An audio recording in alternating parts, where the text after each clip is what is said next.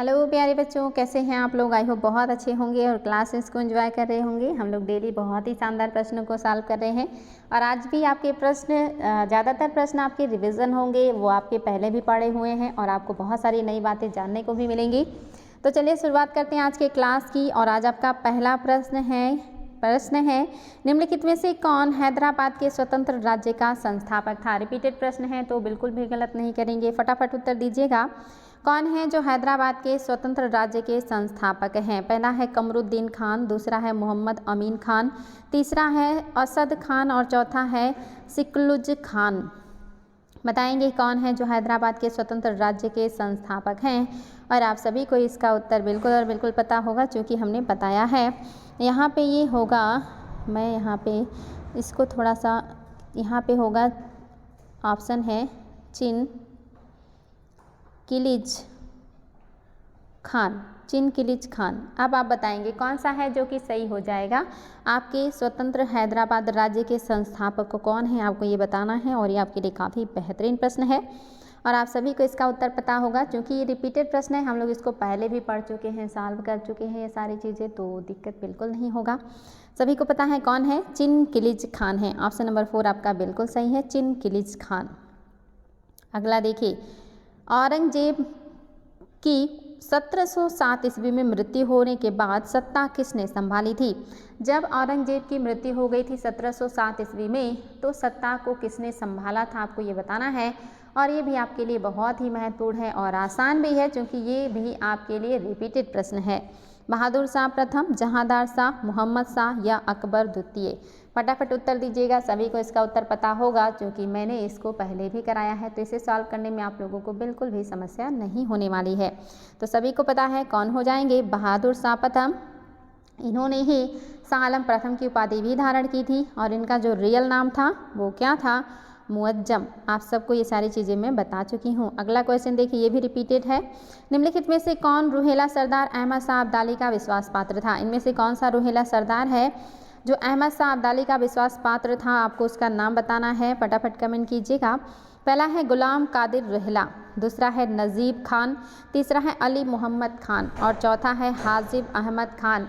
फटाफट बताइएगा कौन है जो कि आपका सही हो जाएगा। और ये भी आपके लिए काफ़ी इंपॉर्टेंट प्रश्न है, याद रखिएगा कि कौन है जो कि, क्वेश्चन फिर से एक बार देख लीजिए, रूहेला सरदार जो अहमद शाह अब्दाली के विश्वास पात्र हैं।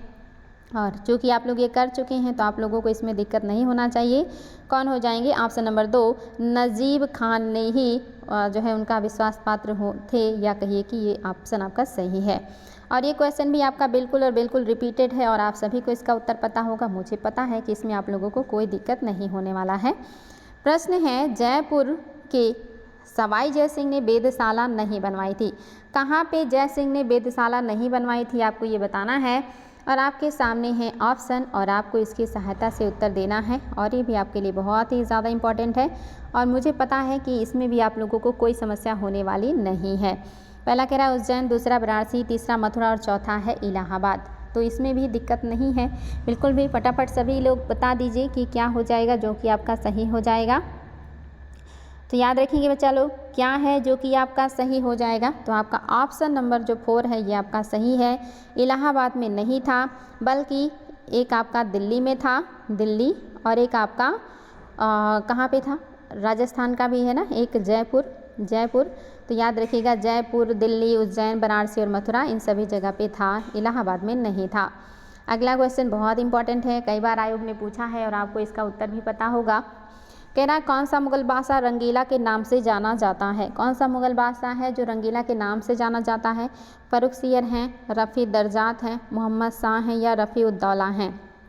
बताइए कौन सा मुगल बादशाह रंगीला के नाम से जाना जाता है। और निश्चित ही इसमें दिक्कत नहीं होना चाहिए आप लोगों को क्योंकि ये भी आपका रिपीटेड है और बहुत इंपॉर्टेंट है, सभी को पता है कौन है। ऑप्शन नंबर 3 बिल्कुल सही, आपका मोहम्मद शाह को ही रंगीला की उपाधि की से जाना जाता है। फर्रुखसियर को क्या कहते थे, फर्रुखसियर को कौन सी उपाधि दी गई थी, घृणित कायर की। और आपको याद होगा रफ़ी उद्दौला ने कौन सी उपाधि धारण की थी, शाहजहां द्वितीय की। ये सारी चीज़ें याद रखिएगा, सब कुछ पढ़ाई हूँ। 1687 में जब औरंगजेब ने गोलकुंडा किले पर अधिकार किया, उस समय गोलकुंडा का शासक कौन था? आपको बताना है 1687 में औरंगजेब ने गोलकुंडा पर अधिकार कर लिया था। उस समय वहाँ के सुल्तान कौन थे? आयोग का पूछा हुआ क्वेश्चन है। पहला है अबुल हसन कुतुब शाह, दूसरा है सिकंदर आदिल शाह अली, तीसरा है आदिल शाह द्वितीय और चौथा है शाइस्ता खां। आपको बताना है बच्चा लोग कि इसमें से कौन सा व्यक्ति है जो कि उस समय गोलकुंडा का सुल्तान था जब औरंगजेब ने 1687 में गोलकुंडा पर आक्रमण किया था या अधिकार किया था। तो क्या सही हो जाएगा? आपका ऑप्शन नंबर फर्स्ट बिल्कुल सही है। अब्दुल हसन कुतुब शाह ही उस समय वहाँ के शासक थे। ये आपका बिल्कुल करेक्ट है। अगला देखिए, बक्सर युद्ध का सबसे प्रमुख कारण क्या था? बक्सर के युद्ध का सबसे प्रमुख कारण क्या था? आपको ये बताना है। पहला है ईस्ट इंडिया कंपनी के द्वारा वाणिज्य का अधिकार का दुरुपयोग, दूसरा है मीर कासिम के द्वारा प्लासी की लड़ाई की हार का बदला लेना, तीसरा अंग्रेजों को बंगाल से बाहर निकालने की नवाब की योजना, चौथा मुगल सम्राट द्वारा बंगाल पर पुनः अपना आधिपत्य स्थापित करने की कोशिश। आपको बताना है बक्सर युद्ध का सबसे प्रमुख कारण क्या था और इसमें भी आप लोगों को समस्या नहीं होना चाहिए। निश्चित ही क्या हो जाएगा, क्यों बक्सर का युद्ध हुआ था? तो उस समय जो मेन रीजन था बक्सर के युद्ध का, आप लोगों ने सुना भी होगा कि जो अंग्रेज़ व्यापारी थे ये लोग मनमानी कर रहे थे, ये लोग दस्तक का दुरुपयोग कर रहे थे, उसका उपयोग करके खुद भी व्यापार करते थे, स्थानीय स्तर के लोगों को भी वो दस्तक दे करके और उनसे जो है फ्री में व्यापार करवाते थे और जो मुनाफा होता था उसमें से अपना हिस्सा ले लेते थे। तो क्या हो जाएगा? पहला बिल्कुल सही है, ईस्ट इंडिया कंपनी द्वारा वाणिज्य के अधिकार का दुरुपयोग करना, यही सबसे मेन रीज़न था। और इसी वजह से मीर कासिम ने सभी व्यापारियों को फ्री कर दिया कि सभी लोग बिना किसी टैक्स के व्यापार कीजिए, और इस बात से अंग्रेज़ नाराज़ हुए और फिर बक्सर का युद्ध हो गया था। अगला क्वेश्चन देखिए, ये भी इम्पॉर्टेंट है। बंगाल में कंपनी के अधिकारियों द्वारा दस्तक के दुरुपयोग करने के कारण किस नवाब ने उनके संबंध बिगड़ गए थे? कौन से नवाब हैं जिनके साथ अंग्रेज़ों के संबंध बिगड़ गए थे जब अधिकारियों ने दस्तक का दुरुपयोग किया था? और अभी आपको ये सारी चीज़ें मैं बिल्कुल कंफर्म बता चुकी हूँ। अलीवर्दी खान हैं, सरफराज हैं, मीर जाफ़र है या मीर कासिम है? तो निश्चित ही एक ही है जो अंग्रेज़ों से टक्कर ले रहे हैं, एक ही हैं जिन्होंने अंग्रेज़ों के खिलाफ आवाज़ उठाई है, और उसमें से कौन है? मीर कासिम। इन्होंने ही दस्तक के दुरुपयोग का विरोध किया था और अपने यहाँ के व्यापारियों को भी आज़ादी दे दी थी फ्री में व्यापार करने का। अगला क्वेश्चन देखिए, निम्नलिखित में से किसके काल में ब्लैक होल की घटना घटी थी? और ये तो बहुत ही आसान प्रश्न है, आज का सबसे आसान प्रश्न, और सभी को पता होगा कि किसके टाइम पीरियड में ब्लैक होल की घटना घटित हुई थी? मीर जाफ़र, नज़ला या अलीवर्दी खान या सिराजुद्दौला? फटाफट उत्तर देंगे बच्चा लोग। ब्लैक होल की घटना किसके टाइम पीरियड की है? मीर जाफ़र की है, नज़ला की है, अलीवर्दी खान की है या सिराजुद्दौला के टाइम पीरियड का है?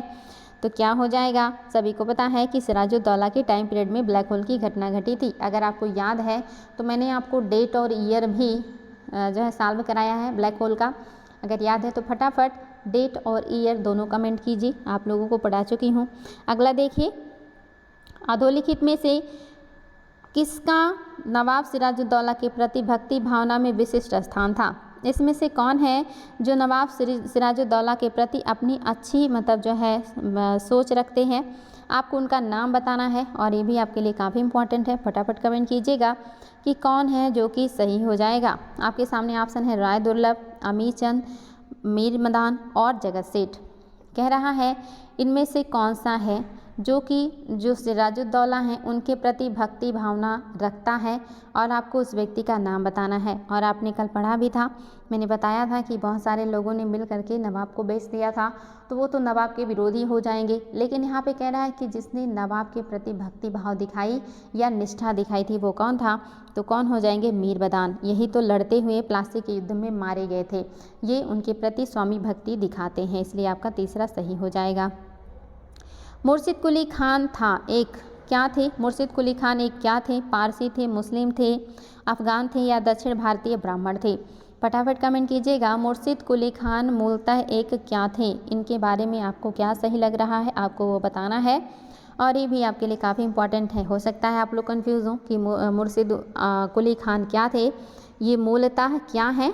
याद रखेंगे, ये एक दक्षिण के भारतीय ब्राह्मण थे। दक्षिण के भारतीय ब्राह्मण थे जिन्होंने देखिए इस्लाम धर्म को अपना लिया था, लेकिन ये मूलतः दक्षिण के एक भारतीय ब्राह्मण थे। अगला क्वेश्चन, बंगाल के नवाब मीर कासिम द्वारा कंपनी को दी गई जमींदारी में कौन सा जिला सम्मिलित नहीं था? इनमें से कौन सा जिला है जो सम्मिलित नहीं था कंपनी को दी गई जमींदारी में, आपको वो बताना है और फटाफट उत्तर दीजिएगा। कौन सा जिला शामिल नहीं था? बर्धमान, मुजफ्फरपुर, मिदना या चटगांव? क्या हो जाएगा बच्चा लोग? कौन सा है जो बंगाल के नवाब मीर कासिम द्वारा कंपनी को दिए गए जमींदारी में जिला शामिल नहीं था? और ये भी काफ़ी आसान है और बहुत आसानी से आप लोग इसका उत्तर दे चुके हैं, मतलब दे सकते हैं, क्योंकि ये सारी चीज़ें आप लोगों को कई बार पढ़ाई जा चुकी हैं और ये सारी चीज़ें आप लोगों को बिल्कुल और बिल्कुल याद होनी चाहिए। आपको पता होगा कि इसमें मुजफ्फरपुर नहीं था, बर्धमान था, मिदनापुर था, चटगांव था, ये था, लेकिन आपका मुजफ्फरपुर नहीं था। याद रखिएगा, मुजफ्फरपुर नहीं था, आपके बाकी बर्धमान, मिदना और चटगांव थे। अगला देखिए, प्रथम आंग्ल मराठा युद्ध की समाप्ति किस संधि के द्वारा हुई थी? ये क्वेश्चन भी रिपीटेड है। प्रथम आंग्ल मराठा युद्ध की समाप्ति कौन से संधि के द्वारा हुई थी? बहुत इंपॉर्टेंट प्रश्न है और आप सभी को इसका उत्तर पता होना चाहिए। पहला कह रहा है तेलगांव की संधि, दूसरा कह रहा है इलाहाबाद की संधि, तीसरा कह रहा है सालबाई की संधि और चौथा कह रहा है कि वसीन की संधि। फटाफट उत्तर दीजिएगा। कौन सी संधि के बाद प्रथम आंग्ल मराठा युद्ध समाप्त हुआ था? उस संधि का नाम क्या है? एग्जाम में बहुत बार आया हुआ है ये क्वेश्चन और इसका उत्तर भी आप सभी को बिल्कुल और बिल्कुल याद कर लेना है। क्या सही है बच्चा लोग? ऑप्शन नंबर 3 आपका बिल्कुल सही है, सालबाई की संधि हो जाएगा बिल्कुल सही। अगला देखिए, अफजल खान जो शिवाजी को धोखे से मारना चाहता था किस राज्य का अधिकारी था? अफजल खान जो शिवाजी को धोखे से मारना चाहता था वो कौन से राज्य का अधिकारी था? आपको ये बताना है। गोलकुंडा, बीजापुर, अहमदनगर या खानदेश? क्या सही हो जाएगा? अफजल खान जो शिवाजी को धोखे से मारना चाहता था वो किस राज्य का अधिकारी था? आपको ये बताना है। गोलकुंडा राज्य का था, बीजापुर राज्य का था, अहमदनगर का था या खानदेश का था? और इसमें भी आप लोगों को कोई दिक्कत नहीं होना चाहिए, क्योंकि ये सारी चीज़ें मैंने आप लोगों को पहले ही पढ़ाई हैं। जब मैं बड़े बड़े क्वेश्चन सॉल्व करा रही थी उस दरमियान मैंने ये सारी चीज़ें डिस्कस किया है। तो क्या सही हो जाएगा? बीजापुर का ये अधिकारी था, बीजापुर के शासक ने इसको भेजा था कि शिवाजी की जा कर के धोखे से हत्या कर दीजिए। अधोलिखित में से किसके शासनकाल में बंगाल की सूबेदारी वंशानुगत हो गई थी? ये क्वेश्चन भी बहुत इंपॉर्टेंट है कि किसका टाइम पीरियड है जिसके टाइम पीरियड में बंगाल की सूबेदारी को वंशानुगत कर दिया गया, यानी कि वंश परंपरा पर आधारित हो गया। मुर्शिद खान थे, अलीवर्दी खान थे, सरफराज थे या सुजाउद्दीन थे? आपको ये बताना है। फटाफट उत्तर दीजिएगा कि कौन से जो है वहाँ के नवाब थे जिनके टाइम पीरियड में जो नवाबी है वो वंशानुगत हो गई थी। और ये भी बहुत ही ज़्यादा इम्पॉर्टेंट है क्योंकि आयोग ने इसको पूछा हुआ है। तो आपके हिसाब से क्या हो जाएगा? फटाफट बताइएगा, क्योंकि आपके नाम ने जो मतलब सामने दिया है ये सारे आपके बंगाल के नवाब हैं या वहाँ के ज़मींदार हैं। तो आपके हिसाब से क्या हो जाएगा? आपका ऑप्शन नंबर फर्स्ट बिल्कुल सही है, मुर्शिद कुली खान के द्वारा ही ये किया गया है। तो आपका फर्स्ट बिल्कुल सही है। किस संधि के परिणाम स्वरूप बंगाल में द्वैत शासन लागू हुआ था? वो कौन सी संधि थी जिसके परिणाम स्वरूप बंगाल में द्वैत शासन लागू हो गया था? ये भी आज का बहुत ही आसान लेकिन इम्पॉर्टेंट प्रश्न है और आप सभी को इसका उत्तर पता होगा। कह रहा है अमृतसर की संधि, दूसरा कह रहा है इलाहाबाद की संधि, तीसरा कह रहा है हुगली की संधि और चौथा कह रहा है लखनऊ की संधि। तो बताएंगे बच्चा लोग क्या है जो सही हो जाएगा? इसमें तो कोई दम नहीं है, तो आप सभी को इसका उत्तर बिल्कुल और बिल्कुल ही पता है। क्या है? आपकी इलाहाबाद की संधि 12 अगस्त 1700 कब की थी? 65। कल ही पढ़ाया था ना, 12 अगस्त 1765 में ये संधि हुई थी जिसको इलाहाबाद की संधि कहते हैं। विथ डेट याद रखिएगा क्योंकि मैं सॉल्व कराई हूँ। प्लासी के युद्ध में सिराजुद्दौला के प्रमुख प्लासी के युद्ध में सिराजुद्दौला के प्रमुख कारण क्या थे? अच्छा, प्लासी के युद्ध में सिराजुद्दौला के पराजय होगा यहाँ पे। पराजय के प्रमुख कारण क्या थे? क्लाइव की कूटनीति, सिराजुद्दौला की गलत नीति, सेनापति द्वारा विद्रोह कर दिया जाना या अंग्रेजी सेना की अधिक संख्या? बताएंगे इनमें से कौन सा रीज़न बना जिसकी वजह से जो सिराजुद्दौला हैं वो हार गए थे, उनकी पराजय का कारण बना था। और ये भी आपके लिए काफ़ी आसान है और बिल्कुल कॉमन सेंस का है, जो कि हम लोग काफ़ी कुछ पढ़ चुके हैं, बस बची हुई चीज़ों का रिविज़न कर रहे हैं और बची हुई चीज़ों को जो है देख भी रहे हैं। तो आई थिंक आप सभी को इसका उत्तर बिल्कुल और बिल्कुल पता होगा, इसमें दिक्कत नहीं होना चाहिए आप लोगों को। तो सभी लोग फटाफट उत्तर दे दीजिए बच्चा लोग। फिर मैं आपको बता दूं कि क्या रीज़न था जो प्लासी के युद्ध में सिराजुद्दौला पराजित हुए थे, मेन रीज़न क्या था? तो मेन रीज़न था क्लाइव की कूटनीति। इसी की कूटनीति के तहत जो सेनापति हैं, जो अमीन खां हैं, राय दुर्लभ हैं, इन सभी ने इनका साथ दिया था। यहाँ तक कि सिराजुद्दौला की मौसी घसीटी बेगम भी इनके साथ थी। गलत नीतियाँ नहीं थी। और सेनापति ने विद्रोह कहाँ किया था? इन्होंने तो धोखा दिया था, चीटिंग किया था। और अंग्रेज़ों की संख्या अधिक नहीं थी बल्कि बहुत कम थी। सब लोग कहते हैं कि इनकी संख्या जो है वो 50,000 की थी। जो सिराजुद्दौला है, इनकी जो सेना की संख्या थी वो 50,000 थी और अंग्रेज़ों की संख्या मात्र 3,000 थी। ऐसा सुनने में आता है, देखिए कितना कम है। अगला देखिए 1757 ईस्वी में क्लाइव ने कौन सा युद्ध जीता था? ये तो बहुत आसान है, आज का सबसे इजी क्वेश्चन है कि 1757 ईस्वी में क्लाइव ने कौन सा युद्ध जीता था। तो इसमें तो कोई दम ही नहीं है, सभी को पता है कौन सा युद्ध होगा।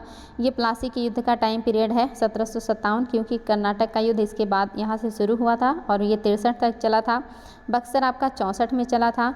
कर्नाटक का प्रथम युद्ध मैंने आपको बताया था 1746 से 48 में चला था। इसलिए आपका केवल और केवल दूसरा ऑप्शन सही हो जाए। प्लासी का युद्ध बिल्कुल आसान सा था।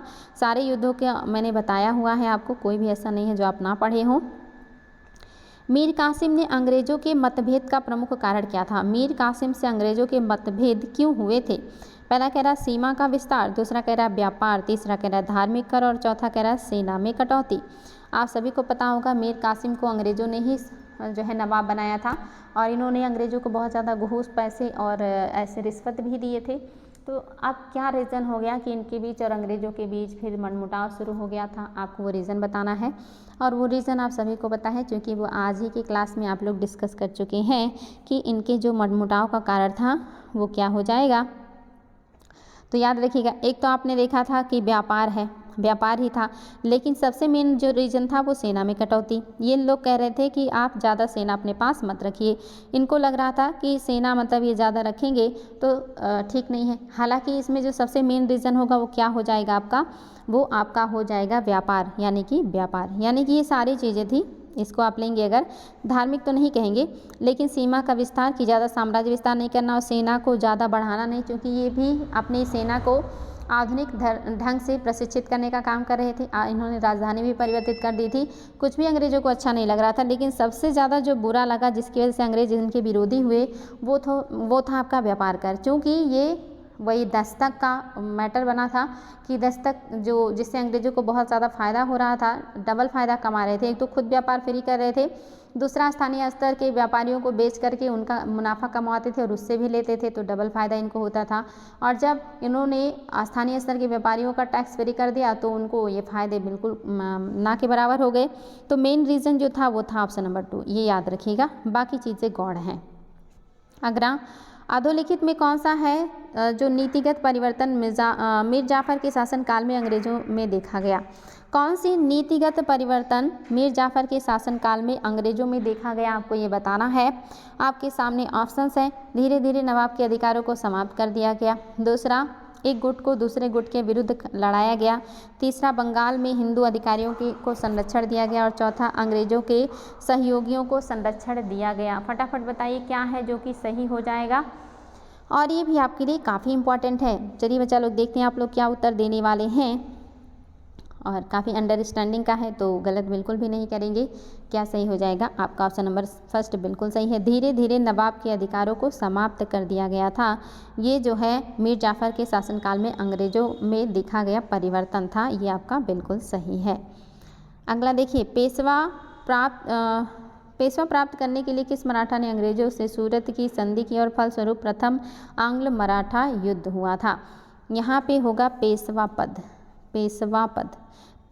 पद प्राप्त करने के लिए किस मराठा ने अंग्रेज़ों से सूरत की संधि की और फलस्वरूप प्रथम आंग्ल मराठा युद्ध हुआ था? आपको उस व्यक्ति का नाम बताना है और ये भी आपके लिए काफ़ी इंपॉर्टेंट प्रश्न है।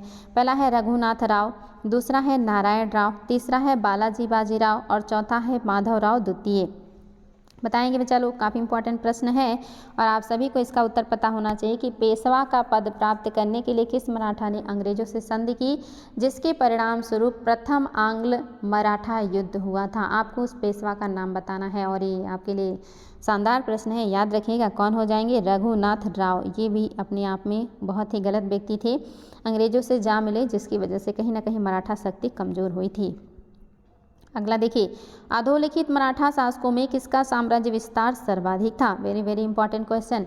बताएंगे बच्चा लोग, इसमें से कौन से मराठा शासक हैं जिनके टाइम पीरियड में मराठा साम्राज्य का विस्तार सबसे ज़्यादा हुआ था?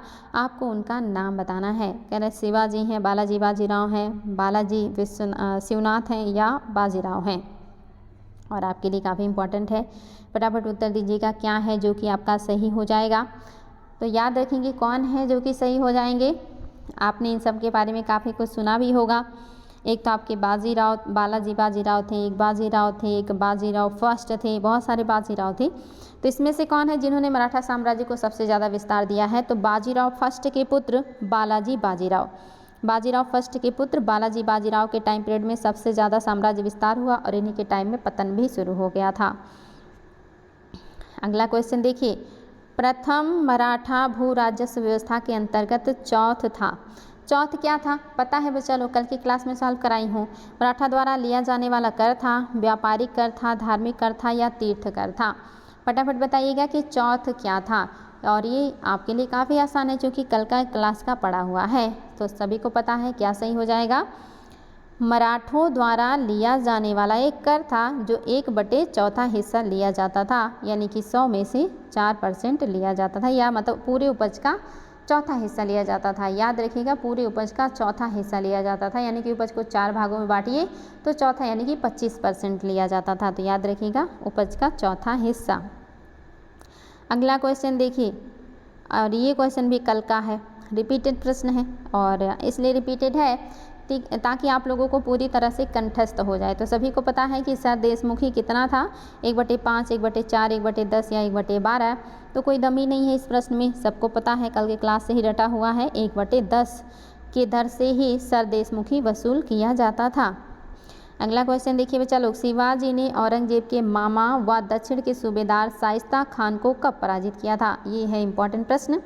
आपको बताना है शिवाजी ने औरंगजेब के मामा व दक्षिण के सूबेदार शाइस्ता खान को कब पराजित किया था? पहला है 1670 ईस्वी, दूसरा है 1672 ईस्वी, तीसरा है 1665 ईस्वी और चौथा है 1666 ईस्वी। बताएंगे बच्चा लोग, वेरी वेरी इंपॉर्टेंट क्वेश्चन और आप लोगों को इसमें कोई दिक्कत नहीं होना चाहिए। क्या है जो कि आपका सही हो जाएगा? तो क्या सही हो जाएगा?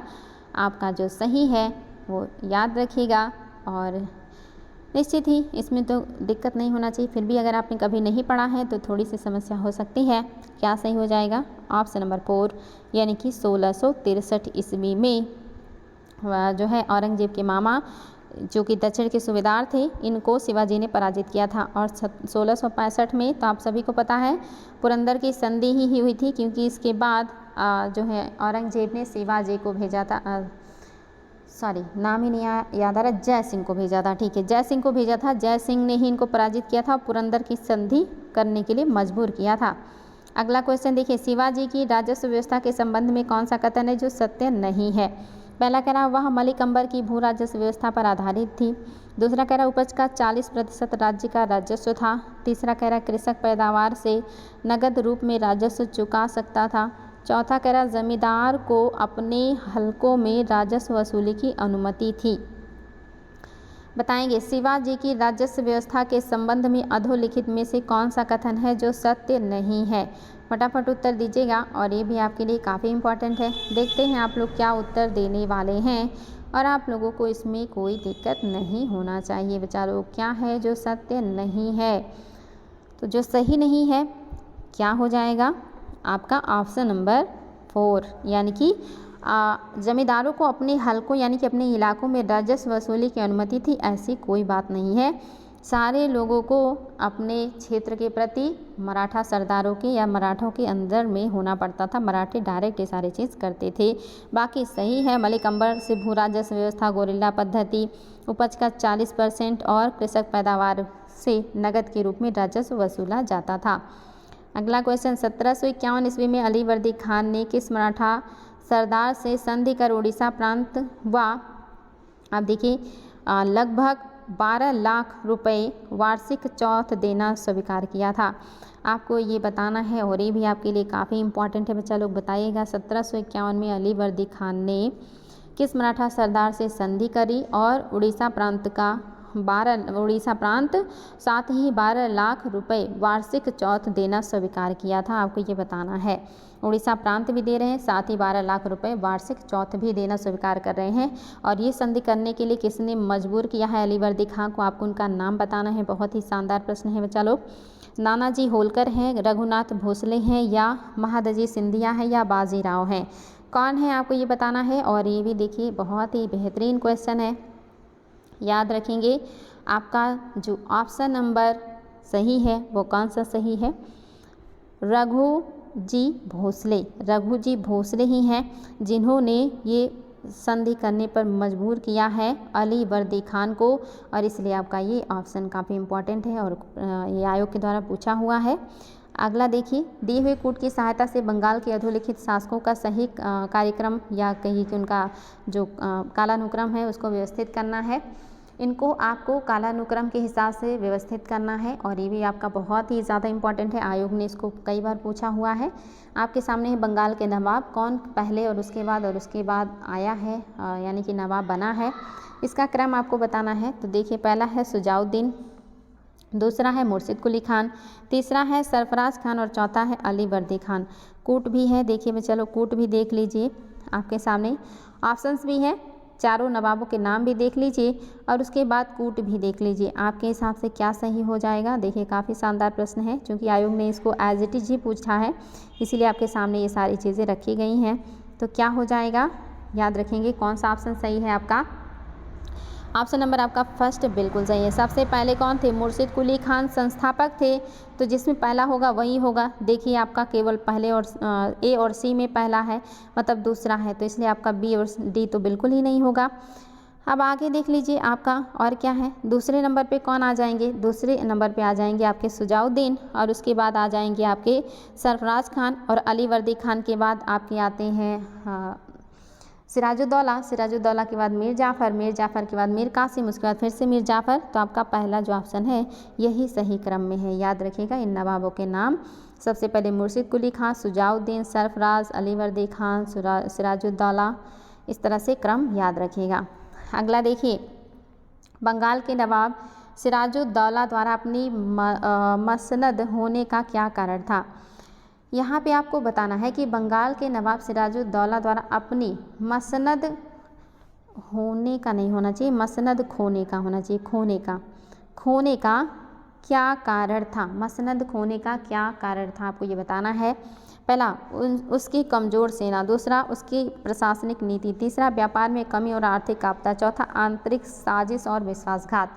यानी कि किस वजह से उन्होंने अपने पद, अपनी प्रतिष्ठा, अपने साम्राज्य को खो दिया था, आपको ये बताना है। और ये आपके लिए काफ़ी आसान है, क्योंकि बिल्कुल ये अंडरस्टैंडिंग का है और पढ़ा हुआ है।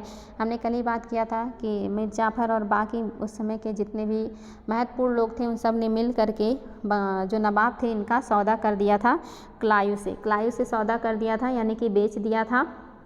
और ये कोई युद्ध नहीं था, बल्कि केवल और केवल एक षड्यंत्र था। तो बिल्कुल चौथा ऑप्शन एकदम करेक्ट है आपका। नेक्स्ट देखिए, शिवाजी को किस मुगल सूबेदार ने पुरंदर की संधि करने के लिए विवश किया था? ओहो, ये तो मैंने आज ही आपको बता दिया है। आज ही के क्लास में क्वेश्चन तो आपका बिल्कुल लीक हो चुका है, तो इसमें तो कोई दम नहीं रहा। फिर भी जय सिंह है, जसवंत सिंह है, शाइस्ता खां है, या शहजादा मासूम है? कौन हो जाएंगे बच्चा लोग?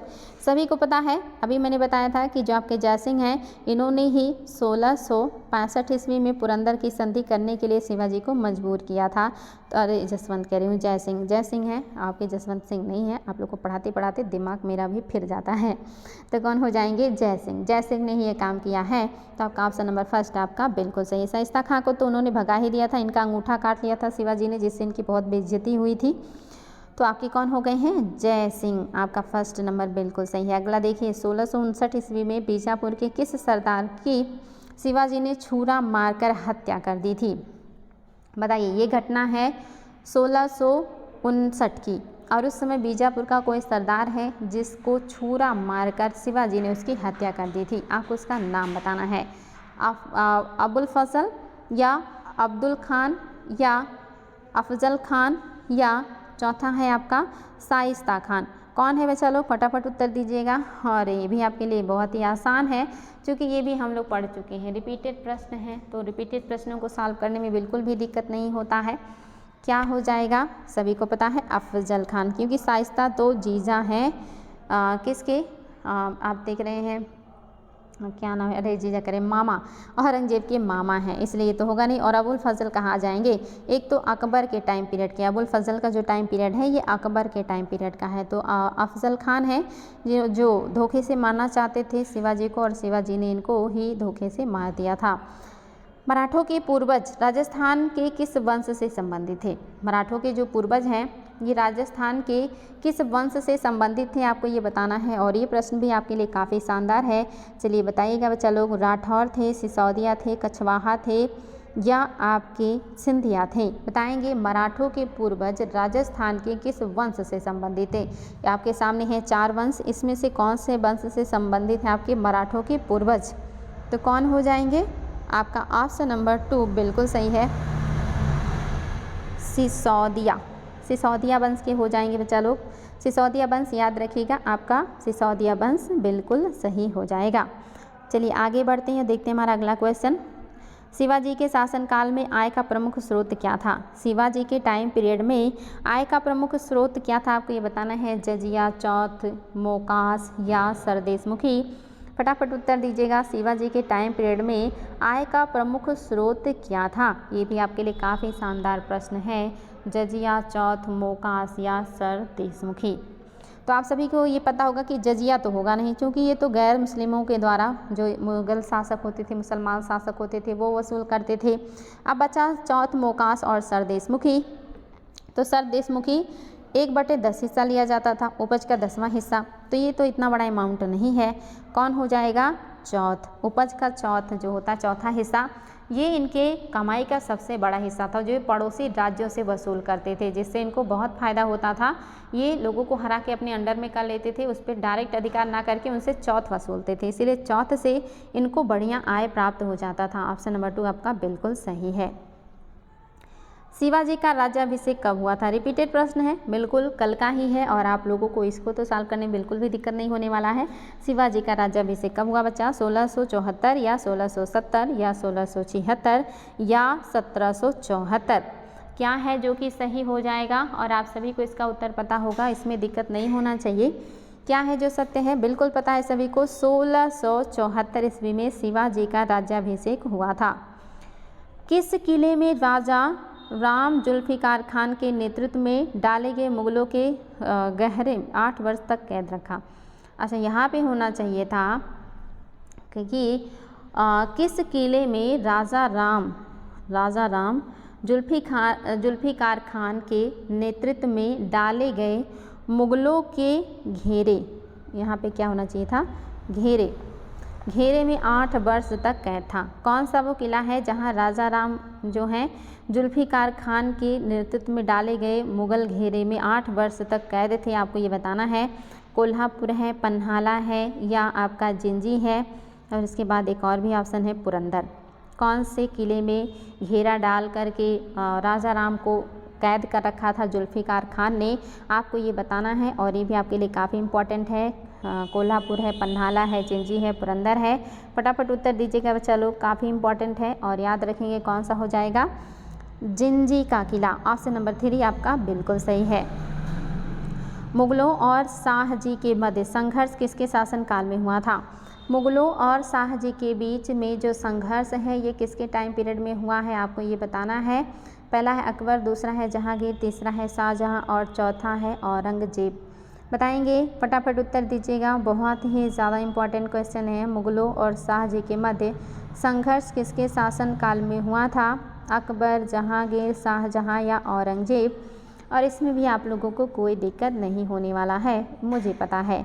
कौन हो जाएंगे? निश्चित ही आपका ऑप्शन नंबर जो 3 है शाहजहां। मुगलों और शाहजहां के मध्य संघर्ष किसके शासनकाल में हुआ? तो ये टाइम पीरियड है शाहजहां का, याद रखेंगे बच्चा लोग, इम्पॉर्टेंट है। शाहजहां के टाइम पीरियड में ये संघर्ष शुरू हो गया था। अगला क्वेश्चन, अधोलिखित में कौन 2 मराठा राजवंश थे जो लगातार एक दूसरे से युद्ध शत्रु बने हुए थे? कौन से दो मराठा राजवंश हैं जो लगातार एक दूसरे के शत्रु बने हुए हैं, आपको ये बताना है और ये भी आपके लिए काफ़ी इंपॉर्टेंट है। फटाफट उत्तर दीजिएगा। चलिए देखते हैं आप लोग क्या उत्तर देने वाले हैं। पहला कह रहा है सिंधिया और भोसले, दूसरा कह रहा है गायकवाड़ और सिंधिया, तीसरा कह रहा है होलकर और सिंधिया, चौथा कह रहा है भोसले और गायकवाड़। अधोलिखित में से कौन दो मराठा राजवंश थे जो लगातार एक दूसरे के शत्रु बने हुए थे, आपको ये बताना है और ये भी आपके लिए काफ़ी इंपॉर्टेंट है। याद रखेंगे क्या सही हो जाएगा। ऑप्शन नंबर आपका 3 होलकर और सिंधिया, ये लगातार एक दूसरे के शत्रु बने हुए थे। आपस में लड़ेंगे तो क्या होगा, अंग्रेजों को फ़ायदा तो मिलेगा ही। मराठा संघ में फूट डालने वाला प्रमुख व्यक्ति कौन था, कौन सा वो व्यक्ति है जिसने मराठा संघ में फूट डाली थी, आपको उस व्यक्ति का नाम बताना है। रघुनाथ राव, नाना फडणवीस, ताराबाई या राजा राम मोहन राय। और ये भी आज ही के क्लास में हो चुका है। मैंने कहा था कौन से मराठा व्यक्ति हैं जिनकी वजह से मराठा शक्ति का पतन हुआ था। आपको ये बिल्कुल याद हो गया होगा निश्चित ही। अगर संघ में फूट डालेंगे तो संघ कमज़ोर होगा, और कमज़ोर करने का काम किसने किया है, तो रघुनाथ ने किया है। इन्होंने बहुत ही गलत काम किया है, इनकी वजह से कहीं ना कहीं मराठी शक्ति जो है वो टूट गई थी। किस पेशवा ने आत्महत्या कर ली थी, कौन से पेशवा हैं जिन्होंने आत्महत्या कर ली थी, आपको ये बताना है। पहला है माधवराव, दूसरा है नारायण राव, तीसरा है माधव नारायण राव और चौथा है बाजीराव प्रथम। फटाफट बताएंगे बच्चा लोग कौन से पेशवा हैं जिन्होंने आत्महत्या कर लिया था।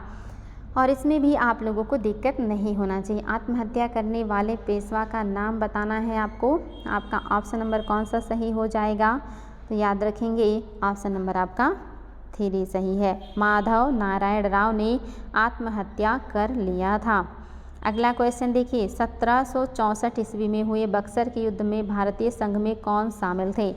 ये तो बहुत आसान है और सभी को रटा होगा क्योंकि ये बहुत फेमस प्रश्न है। पहला है आपका ऑप्शन शाह आलम प्रथम, सिराजुद्दौला और मीर कासिम, दूसरे मीर कासिम फ्रांसीसी सुजाउद्दौला, तीसरे में मीर कासिम सुजाउद्दौला और शाह आलम द्वितीय, तीसरे में शाह आलम द्वितीय, मीर कासिम और मीर जाफर।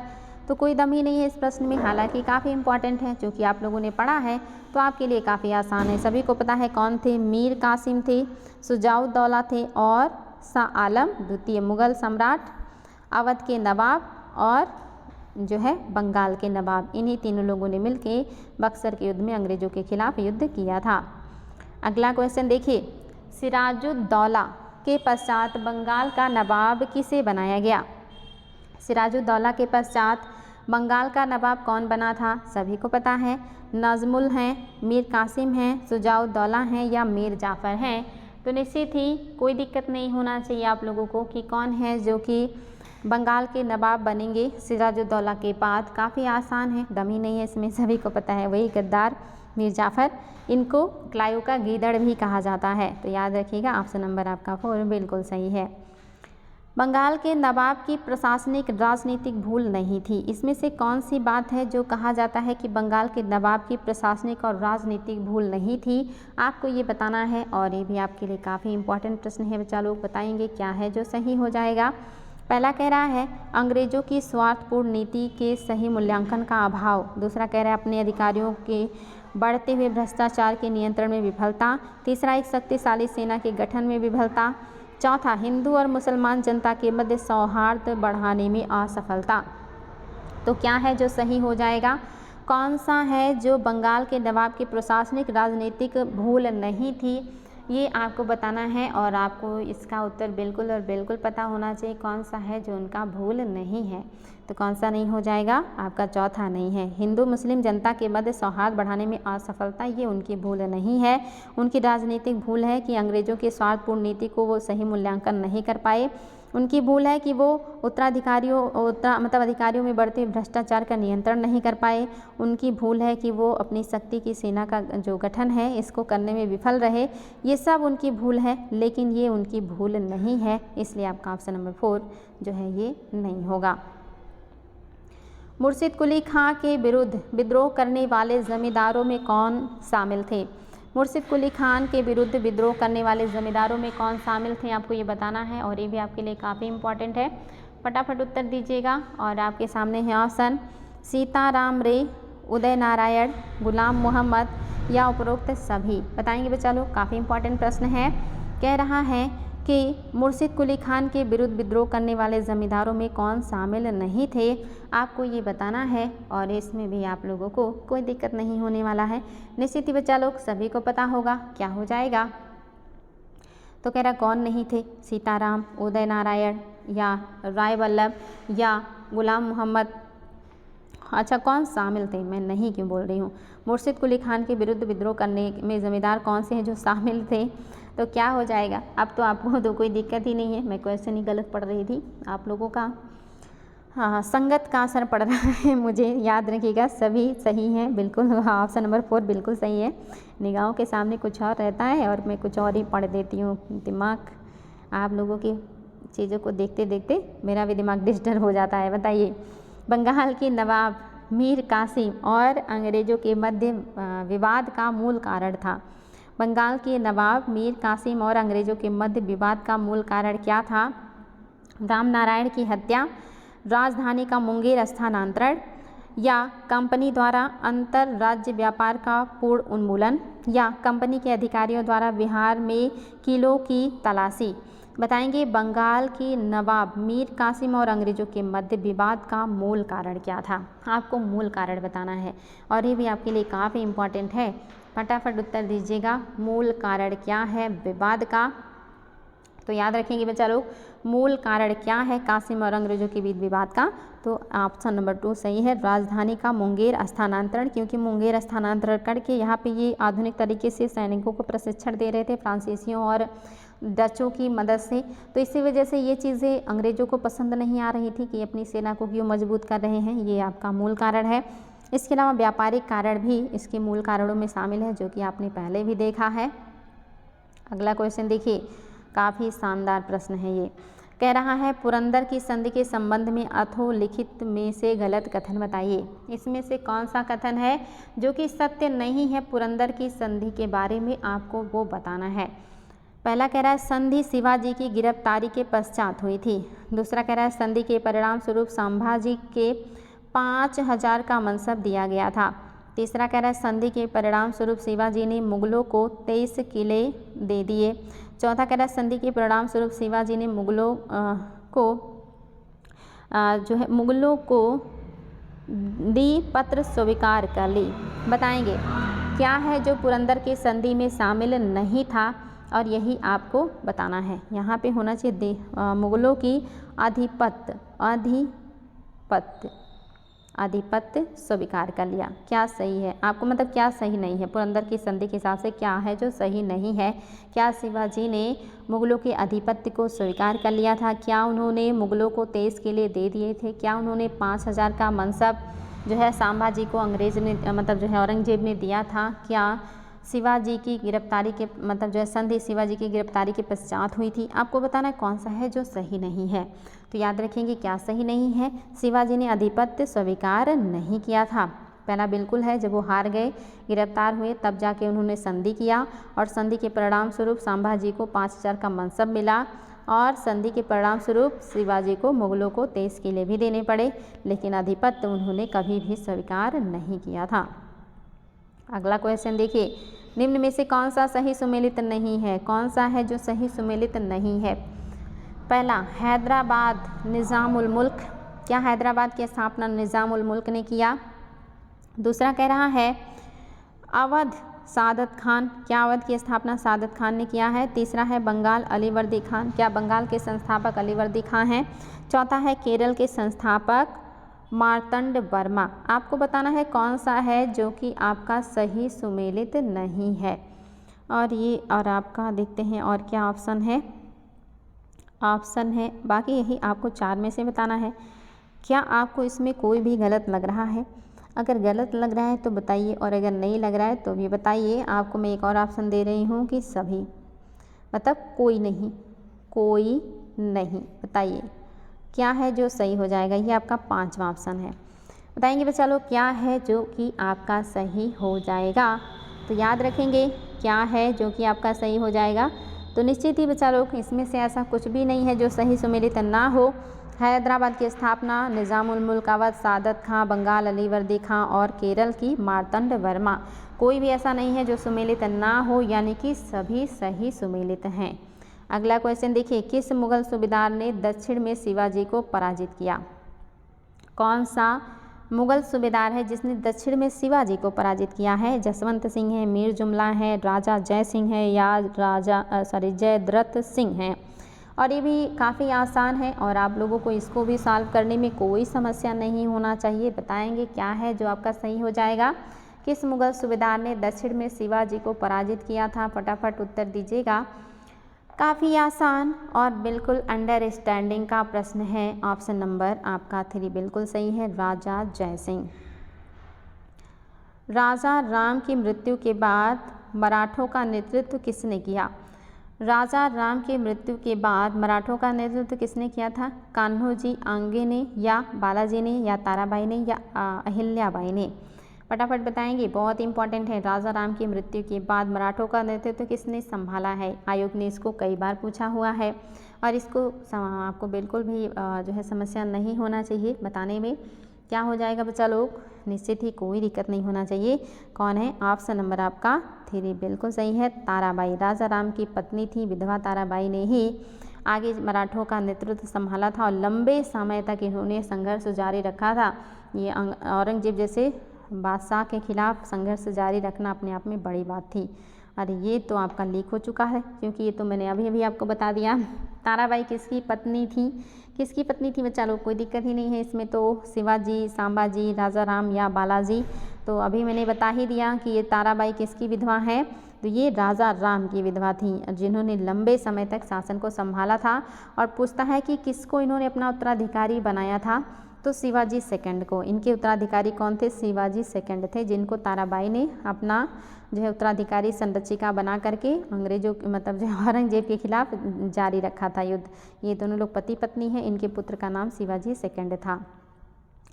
आज का लास्ट प्रश्न, शिवाजी और बाजीराव प्रथम दोनों में कौन सी समान विशेषता थी जिसमें युद्धों में उनकी सफलता सुनिश्चित की? यानी कि जो शिवाजी हैं और बाजीराव प्रथम है, ये दोनों बड़े ही मराठा सरदारों में शक्तिशाली शासक माने जाते हैं। इन दोनों में कौन सी बात थी जो कॉमन थी, आपको ये बताना है।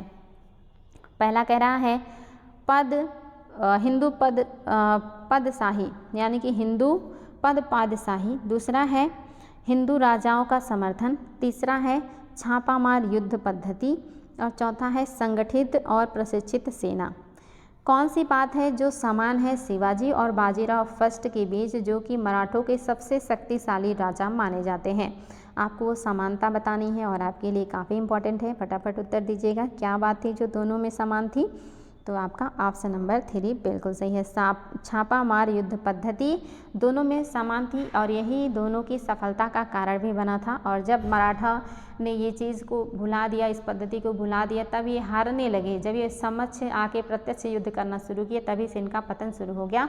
और अंग्रेज़ों के खिलाफ भी इन्होंने इस पद्धति का प्रयोग नहीं किया। अगर अंग्रेज़ों के खिलाफ भी किया होता तो निश्चित ही अंग्रेज़ों को भी ये बहुत आसानी से हरा सकते थे।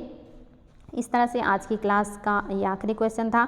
उम्मीद है क्वेश्चन सॉल्व करके अच्छा लगा होगा। पुरानी पढ़ी हुई बातें रिवाइज भी हुई होंगी और आपको बहुत सारी नई बातें भी जानने को मिली होंगी। हम लोग ऐसे ही आगे भी बहुत सारे क्वेश्चन को सॉल्व करेंगे और बहुत ही शानदार तरीके से हर तरह के प्रश्नों को सॉल्व करेंगे। आज के लिए इतना ही बच्चा लोग। आप सभी को थैंक यू सो मच।